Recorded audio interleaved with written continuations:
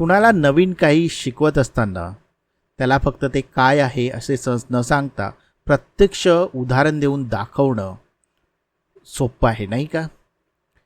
आणि हीच कल्पना आपण AIच्या ट्रेनिंगसाठी वापरली तर AIला 2-3 उदाहरणं देऊन तुम्ही त्याला थेट शिकवलं तर यालाच म्हणतात फ्यू शॉट प्रॉम्प्टिंग.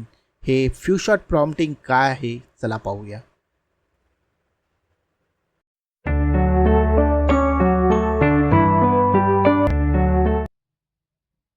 जर AIला तुम्ही काही रिक्वेस्ट दिली पण ती रिक्वेस्ट त्याला समजली नाही, तुमचा प्रॉम्प्ट त्याला योग्य वाटला नाही, पण जर समजा त्या प्रॉम्प्टमध्ये तुम्ही त्याला काही उदाहरणं दिली आणि AIने लगेच पॅटर्न समजून तुम्हाला त्याचं उत्तर दिलं, यालाच म्हणतात फ्यू शॉट प्रॉम्प्टिंग. या सेक्शनमध्ये आपण पाहणार आहोत फ्यू शॉट प्रॉम्प्टिंग म्हणजे काय आणि ते कसं वापरलं जातं. कधीकधी AIला थोडंसं ऑन द फ्लाय ट्रेनिंग लागतं. फ्यू शॉट प्रॉम्प्टिंग म्हणजे काही उदाहरणं देणं, ज्यांना आपण शॉर्ट्स असेही म्हणतो. तुम्हाला काय हवं आहे याची उदाहरणं फायनल प्रश्न विचारण्यापूर्वी तुम्ही AIला देता. यामुळे काय होतं, AIला पॅटर्न समजतो किंवा टोन समजतो जो तुम्हाला अपेक्षित असतो. म्हणूनच फ्यू शॉट प्रॉम्प्टिंगला म्हणतात शो अँड टेल अप्रोच. मग हे डेव्हलपर्स कधी वापरू शकतात? जेव्हा तुम्हाला स्पेसिफिक फॉर्मॅट हवा असतो, विशेषतः रायटिंग स्टाईल हवी असते किंवा कॉम्प्लेक्स लॉजिकमध्ये मदत हवी असते.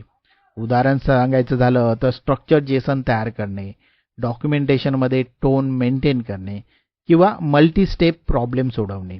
अशावेळी फ्यू शॉट प्रॉम्प्टिंग 0 शॉटपेक्षा अधिक प्रभावी ठरतं. चला एक उदाहरण घेऊया.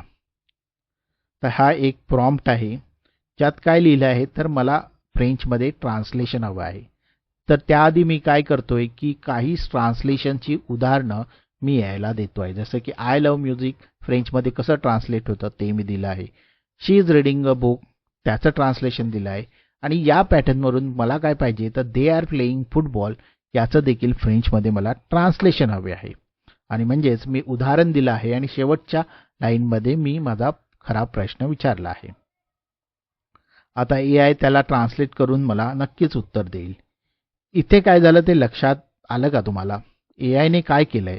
AIने पहिल्या 2 उदाहरणावरून पॅटर्न समजले. आता हेच आहे few shot prompting. Few shot prompting म्हणजे काही उदाहरणं देणं, यासाठी मीडियम एफर्ट्स लागतात, पण हे सर्वोत्तम आहे पॅटर्न रिकग्नायझेशनसाठी, स्पेसिफिक फॉर्मॅटिंगसाठी आणि स्ट्रक्चर्ड रिस्पॉन्ससाठी. डेव्हलपरसाठी फ्यू शॉट प्रॉम्प्टिंग खूप उपयोगाचं आहे. तुम्ही हे वापरू शकता जेव्हा तुम्हाला API रिस्पॉन्स जनरेट करायचा असतो, स्ट्रक्चर डॉक्युमेंटेशन हवं असतं, लॉग्सला फॉर्मॅट करायचं असतं, टेस्ट कसे जनरेट करायचे असतात किंवा कन्सिस्टंट कोड पॅटर्न लिहायचा असतो. ही टेक्निक तुम्हाला AI आउटपुट अधिक कंट्रोल देते. म्हणून लक्षात ठेवा, 0 शॉट कोणती उदाहरणं नाहीत, तिथे जळद रिझल्ट मिळतो. याउलट फ्यू शॉटमध्ये काही उदाहरणं आपण देतो आणि त्यामुळे आपल्याला ॲक्युरेसी मिळते. यामुळेच फ्यू शॉट प्रॉम्प्टिंग डेव्हलपरसाठी एक पॉवरफुल टेक्निक बनलं आहे. तर मित्रांनो, ही होती एक छोटीशी क्लिप आपल्या मुख्य व्हिडिओमधली.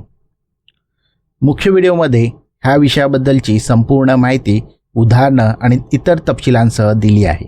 तो व्हिडिओ नक्की पहा. त्या व्हिडिओची लिंक मी डिस्क्रिप्शनमध्ये आणि वर दिलेल्या आय बटनवरती दिली आहे.